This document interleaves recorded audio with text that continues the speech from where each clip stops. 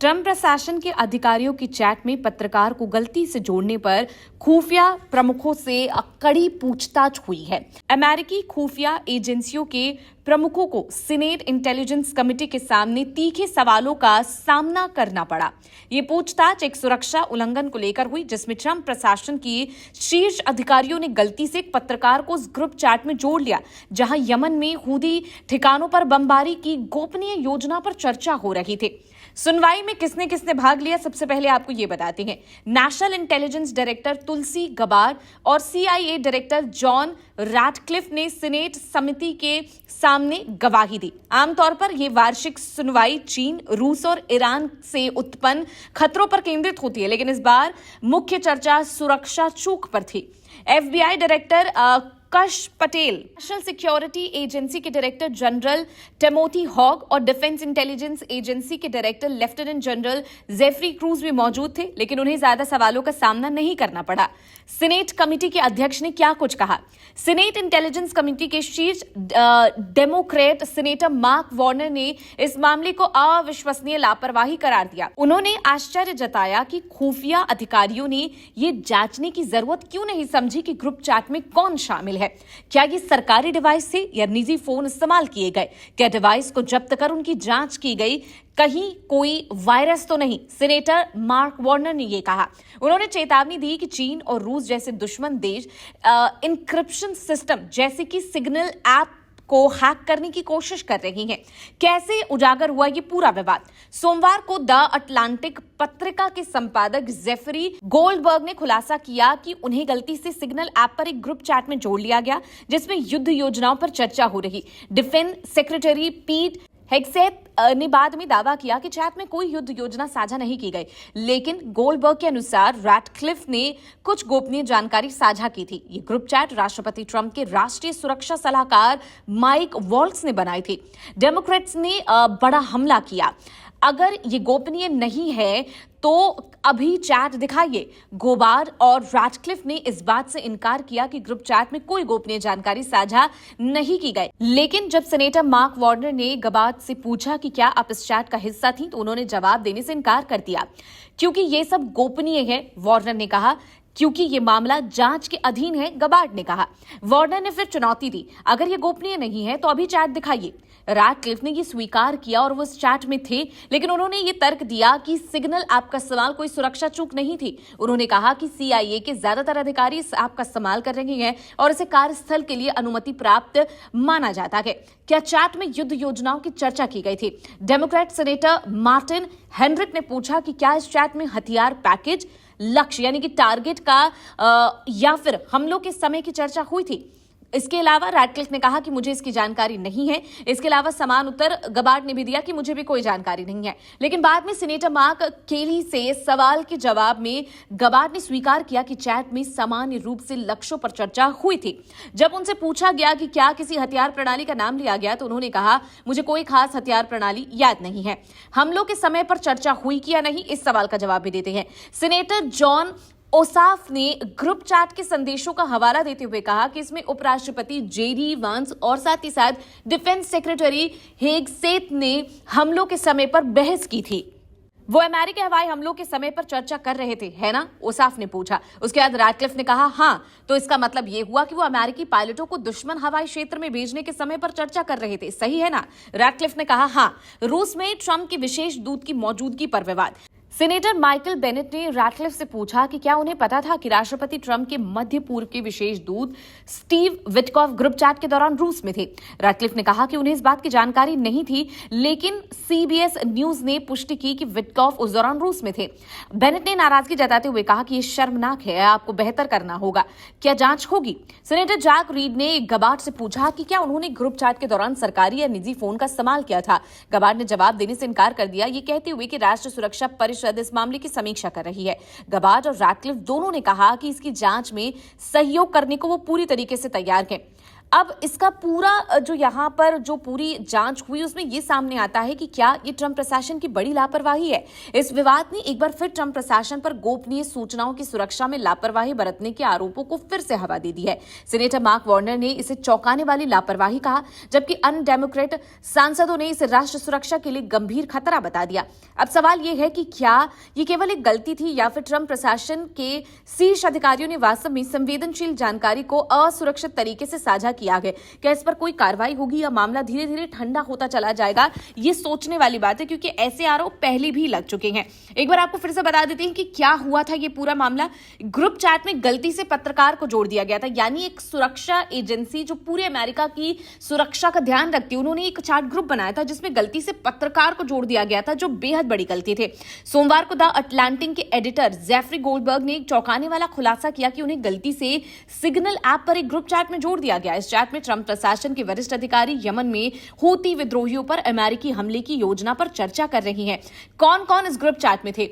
CIA director John Ratcliffe इसमें थे, national intelligence director तुलसी Gabbard उसमें थी, राष्ट्रपति ट्रंप के राष्ट्रीय सुरक्षा सलाहकार माइक वॉल्स भी उसमें थे, उपराष्ट्रपति जेडी वेंस तक उसमें थे और डिफेंस सेक्रेटरी पीट हेगेसेथ जो हैं वो भी इसमें शामिल थे। इस ग्रुप चैट में संभावित सैन्य हमलों के लक्ष्य, हथियार और समय सीमा पर चर्चा की जा रही थी। जब ये गलती उजागर हुई तो डेमोक्रेट सांसदों ने खुफिया एजेंसी पर राष्ट्रीय सुरक्षा के खिलवाड़ करने का आरोप जो है सीधे तौर पर यहां पर लगा। सीनेट कमेटी में तीखी बहस हुई और यहां पर जो जानकारियां लीक हुई थी उसके बारे में सीधे तौर पर फटकार लगाई गई।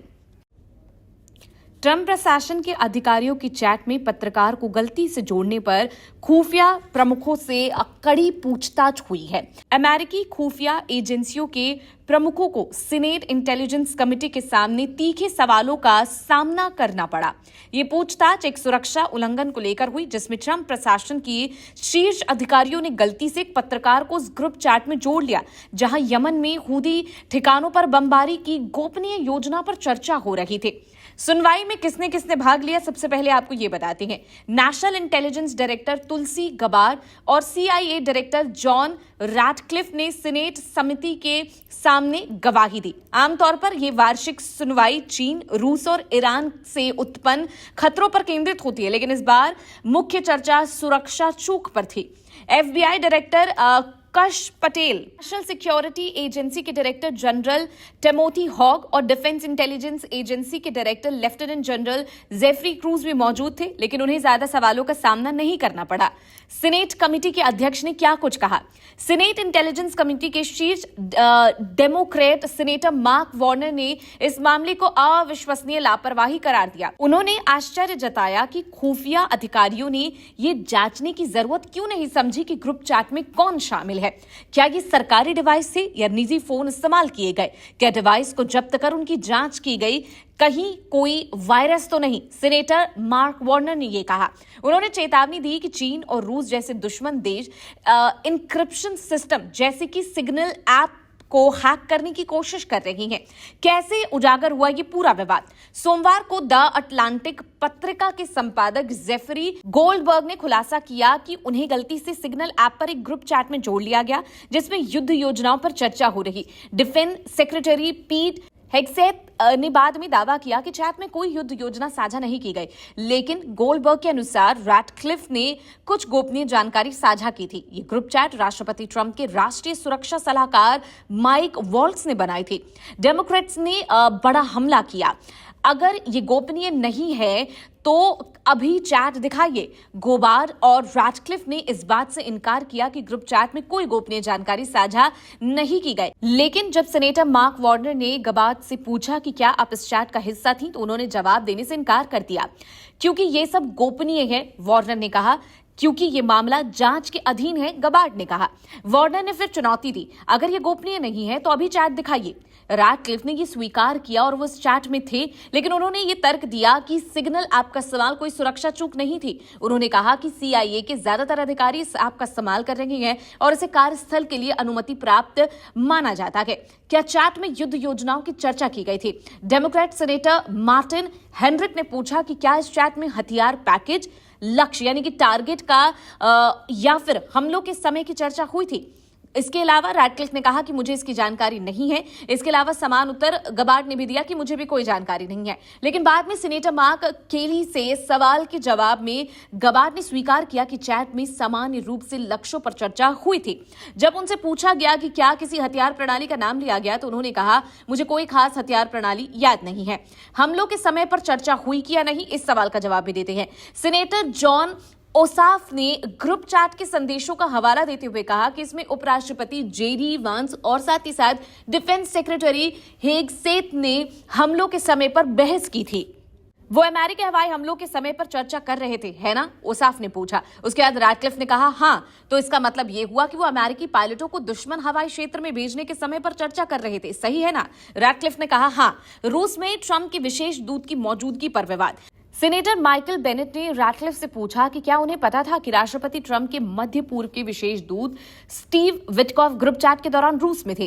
रैटक्लिफ ने कहा कि उन्हें इस बात की जानकारी नहीं थी, लेकिन सीबीएस न्यूज ने पुष्टि की कि विटकॉफ उस दौरान रूस में थे। बेनेट ने नाराजगी जताते हुए कहा कि यह शर्मनाक है, आपको बेहतर करना होगा। क्या जांच होगी? सीनेटर जैक रीड ने गबार्ड से पूछा कि क्या उन्होंने ग्रुप चैट के दौरान सरकारी या निजी फोन का इस्तेमाल किया था। गबार्ड ने जवाब देने से इनकार कर दिया, ये कहते हुए कि राष्ट्रीय सुरक्षा परिषद इस मामले की समीक्षा कर रही है। गबार्ड और रैटक्लिफ दोनों ने कहा कि इसकी जांच में सहयोग करने को वो पूरी तरीके से तैयार हैं। अब इसका पूरा जो यहाँ पर जो पूरी जांच हुई उसमें ये सामने आता है कि क्या ये ट्रंप प्रशासन की बड़ी लापरवाही है। इस विवाद ने एक बार फिर ट्रंप प्रशासन पर गोपनीय सूचनाओं की सुरक्षा में लापरवाही बरतने के आरोपों को फिर से हवा दे दी है। सीनेटर मार्क वार्नर ने इसे चौंकाने वाली लापरवाही कहा, जबकि अन्य डेमोक्रेट सांसदों ने इसे राष्ट्र सुरक्षा के लिए गंभीर खतरा बता दिया। अब सवाल ये है कि क्या ये केवल एक गलती थी या फिर ट्रंप प्रशासन के शीर्ष अधिकारियों ने वास्तव में संवेदनशील जानकारी को असुरक्षित तरीके से साझा किया गया। क्या इस पर कोई कार्रवाई होगी या मामला धीरे धीरे ठंडा होता चला जाएगा, ये सोचने वाली बात है, क्योंकि ऐसे आरोप पहले भी लग चुके हैं। एक बार आपको फिर से बता देते हैं कि क्या हुआ था ये पूरा मामला।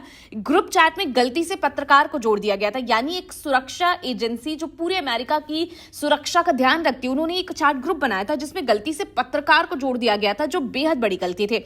सोमवार को द अटलांटिक के एडिटर जेफरी गोल्डबर्ग ने एक चौंकाने वाला खुलासा किया कि उन्हें गलती से सिग्नल ऐप पर एक ग्रुप चैट में जोड़ दिया गया। इस चैट में ट्रंप प्रशासन के वरिष्ठ अधिकारी यमन में हूती विद्रोहियों पर अमेरिकी हमले की योजना पर चर्चा कर रही हैं। कौन कौन इस ग्रुप चैट में थे? CIA डायरेक्टर जॉन रैटक्लिफ इसमें थे, नेशनल इंटेलिजेंस डायरेक्टर तुलसी गबार्ड उसमें थी, राष्ट्रपति ट्रंप के राष्ट्रीय सुरक्षा सलाहकार माइक वॉल्स भी उसमें थे, उपराष्ट्रपति जेडी वेंस तक उसमें थे और डिफेंस सेक्रेटरी पीट हेगेसेथ जो हैं वो भी इसमें शामिल थे। इस ग्रुप चैट में संभावित सैन्य हमलों के लक्ष्य, हथियार और समय सीमा पर चर्चा की जा रही थी। जब ये गलती उजागर हुई तो डेमोक्रेट सांसदों ने खुफिया एजेंसी पर राष्ट्रीय सुरक्षा के खिलवाड़ करने का आरोप जो है सीधे तौर पर यहां पर लगा। सीनेट कमेटी में तीखी बहस हुई और यहां पर जो जानकारियां लीक हुई थी उसके बारे में सीधे तौर पर फटकार लगाई गई। ट्रंप प्रशासन के अधिकारियों की चैट में पत्रकार को गलती से जोड़ने पर खुफिया प्रमुखों से कड़ी पूछताछ हुई है। अमेरिकी खुफिया एजेंसियों के प्रमुखों को सीनेट इंटेलिजेंस कमेटी के सामने तीखे सवालों का सामना करना पड़ा। ये पूछताछ एक सुरक्षा उल्लंघन को लेकर हुई, जिसमें ट्रंप प्रशासन के शीर्ष अधिकारियों ने गलती से एक पत्रकार को उस ग्रुप चैट में जोड़ लिया जहां यमन में हूदी ठिकानों पर बमबारी की गोपनीय योजना पर चर्चा हो रही थी। सुनवाई में किसने किसने भाग लिया, सबसे पहले आपको ये बताते हैं। नेशनल इंटेलिजेंस डायरेक्टर तुलसी गबार्ड और CIA डायरेक्टर जॉन रैटक्लिफ ने सीनेट समिति के सामने गवाही दी। आमतौर पर यह वार्षिक सुनवाई चीन, रूस और ईरान से उत्पन्न खतरों पर केंद्रित होती है, लेकिन इस बार मुख्य चर्चा सुरक्षा चूक पर थी। FBI director Kash Patel, National Security Agency के डायरेक्टर जनरल टिमोथी हॉग और डिफेंस इंटेलिजेंस एजेंसी के director lieutenant general Jeffrey Kruse भी मौजूद थे, लेकिन उन्हें ज्यादा सवालों का सामना नहीं करना पड़ा। सीनेट कमेटी के अध्यक्ष ने क्या कुछ कहा? सीनेट इंटेलिजेंस कमेटी के शीर्ष डेमोक्रेट सीनेटर मार्क वार्नर ने इस मामले को अविश्वसनीय लापरवाही करार दिया। उन्होंने आश्चर्य जताया कि खुफिया अधिकारियों ने ये जांचने की जरूरत क्यों नहीं समझी कि ग्रुप चैट में कौन शामिल है। क्या ये सरकारी डिवाइस थे या निजी फोन इस्तेमाल किए गए? क्या डिवाइस को जब्त कर उनकी जांच की गई? कहीं कोई वायरस तो नहीं? सीनेटर मार्क वार्नर ने यह कहा। उन्होंने चेतावनी दी कि चीन और रूस जैसे दुश्मन देश इंक्रिप्शन सिस्टम जैसे कि सिग्नल ऐप को हैक करने की कोशिश कर रही हैं। कैसे उजागर हुआ ये पूरा विवाद? सोमवार को द अटलांटिक पत्रिका के संपादक जेफरी गोल्डबर्ग ने खुलासा किया कि उन्हें गलती से सिग्नल ऐप पर एक ग्रुप चैट में जोड़ लिया गया जिसमें युद्ध योजनाओं पर चर्चा हो रही। डिफेंस सेक्रेटरी पीट हेगसेथ ने बाद में दावा किया कि चैट में कोई युद्ध योजना साझा नहीं की गई, लेकिन गोल्डबर्ग के अनुसार रैटक्लिफ ने कुछ गोपनीय जानकारी साझा की थी। ये ग्रुप चैट राष्ट्रपति ट्रंप के राष्ट्रीय सुरक्षा सलाहकार माइक वॉल्ट्ज ने बनाई थी। डेमोक्रेट्स ने बड़ा हमला किया। अगर ये गोपनीय नहीं है तो अभी चैट दिखाइए। गोबार और रैटक्लिफ ने इस बात से इनकार किया कि ग्रुप चैट में कोई गोपनीय जानकारी साझा नहीं की गई। लेकिन जब सेनेटर मार्क वार्नर ने गबार्ड से पूछा कि क्या आप इस चैट का हिस्सा थी, तो उन्होंने जवाब देने से इनकार कर दिया क्योंकि ये सब गोपनीय है। वार्नर ने कहा क्योंकि ये मामला जांच के अधीन है, गबार्ड ने कहा। वार्नर ने फिर चुनौती दी, अगर ये गोपनीय नहीं है तो अभी चैट दिखाइए। रैटक्लिफ ने ये स्वीकार किया और वो उस चैट में थे, लेकिन उन्होंने ये तर्क दिया कि सिग्नल ऐप का इस्तेमाल कोई सुरक्षा चूक नहीं थी। उन्होंने कहा कि CIA के ज्यादातर अधिकारी इस ऐप का इस्तेमाल कर रहे हैं और इसे कार्यस्थल के लिए अनुमति प्राप्त माना जाता है। क्या चैट में युद्ध योजनाओं की चर्चा की गई थी? डेमोक्रेट सेनेटर मार्टिन हेनरिक ने पूछा कि क्या इस चैट में हथियार पैकेज, लक्ष्य यानी कि टारगेट का या फिर हमलों के समय की चर्चा हुई थी। इसके अलावा रैटक्लिफ ने कहा कि मुझे इसकी जानकारी नहीं है। इसके अलावा समान उत्तर गबार्ड ने भी दिया कि मुझे भी कोई जानकारी नहीं है। लेकिन बाद में सीनेटर मार्क केली से सवाल के जवाब में गबार्ड ने स्वीकार किया कि चैट में सामान्य रूप से लक्ष्यों पर चर्चा हुई थी। जब उनसे पूछा गया कि क्या किसी हथियार प्रणाली का नाम लिया गया, तो उन्होंने कहा मुझे कोई खास हथियार प्रणाली याद नहीं है। हमलों के समय पर चर्चा हुई कि या नहीं, इस सवाल का जवाब भी देते हैं। सीनेटर जॉन ओसाफ ने ग्रुप चैट के संदेशों का हवाला देते हुए कहा कि इसमें उपराष्ट्रपति जेडी वांस और साथ ही साथ डिफेंस सेक्रेटरी हेगसेथ ने हमलों के समय पर बहस की थी। वो अमेरिकी हवाई हमलों के समय पर चर्चा कर रहे थे, है ना? ओसाफ ने पूछा। उसके बाद रैटक्लिफ ने कहा हाँ, तो इसका मतलब ये हुआ कि वो अमेरिकी पायलटों को दुश्मन हवाई क्षेत्र में भेजने के समय पर चर्चा कर रहे थे, सही है ना? रैटक्लिफ ने कहा हाँ। रूस में ट्रंप के विशेष दूत की मौजूदगी पर विवाद। सीनेटर माइकल बेनेट ने रैटक्लिफ से पूछा कि क्या उन्हें पता था कि राष्ट्रपति ट्रंप के मध्य पूर्व के विशेष दूत स्टीव विटकॉफ ग्रुप चैट के दौरान रूस में थे। रैटक्लिफ ने कहा कि उन्हें इस बात की जानकारी नहीं थी, लेकिन CBS न्यूज ने पुष्टि की कि विटकॉफ उस दौरान रूस में थे। बेनेट ने नाराजगी जताते हुए कहा कि यह शर्मनाक है, आपको बेहतर करना होगा। क्या जांच होगी? सीनेटर जैक रीड ने गबार्ड से पूछा कि क्या उन्होंने ग्रुप चैट के दौरान सरकारी या निजी फोन का इस्तेमाल किया था। गबार्ड ने जवाब देने से इनकार कर दिया, ये कहते हुए कि राष्ट्रीय सुरक्षा परिषद इस मामले की समीक्षा कर रही है। गबार्ड और रैटक्लिफ दोनों ने कहा कि इसकी जांच में सहयोग करने को वो पूरी तरीके से तैयार हैं। अब इसका पूरा जो यहाँ पर जो पूरी जांच हुई उसमें ये सामने आता है कि क्या ये ट्रंप प्रशासन की बड़ी लापरवाही है। इस विवाद ने एक बार फिर ट्रंप प्रशासन पर गोपनीय सूचनाओं की सुरक्षा में लापरवाही बरतने के आरोपों को फिर से हवा दे दी है। सीनेटर मार्क वार्नर ने इसे चौंकाने वाली लापरवाही कहा, जबकि अन्य डेमोक्रेट सांसदों ने इसे राष्ट्र सुरक्षा के लिए गंभीर खतरा बता दिया। अब सवाल ये है कि क्या ये केवल एक गलती थी या फिर ट्रंप प्रशासन के शीर्ष अधिकारियों ने वास्तव में संवेदनशील जानकारी को असुरक्षित तरीके से साझा किया है। क्या इस पर कोई कार्रवाई होगी या मामला धीरे धीरे ठंडा होता चला जाएगा, ये सोचने वाली बात है, क्योंकि ऐसे आरोप पहले भी लग चुके हैं। एक बार आपको फिर से बता देते हैं कि क्या हुआ था ये पूरा मामला। ग्रुप चैट में गलती से पत्रकार को जोड़ दिया गया था, यानी एक सुरक्षा एजेंसी जो पूरे अमेरिका की सुरक्षा का ध्यान रखती है, उन्होंने एक चैट ग्रुप बनाया था जिसमें गलती से पत्रकार को जोड़ दिया गया था, जो बेहद बड़ी गलती थी। सोमवार को द अटलांटिक के एडिटर जेफरी गोल्डबर्ग ने एक चौंकाने वाला खुलासा किया कि उन्हें गलती से सिग्नल ऐप पर एक ग्रुप चैट में जोड़ दिया गया। इस चैट में ट्रंप प्रशासन के वरिष्ठ अधिकारी यमन में हूती विद्रोहियों पर अमेरिकी हमले की योजना पर चर्चा कर रही हैं। कौन कौन इस ग्रुप चैट में थे?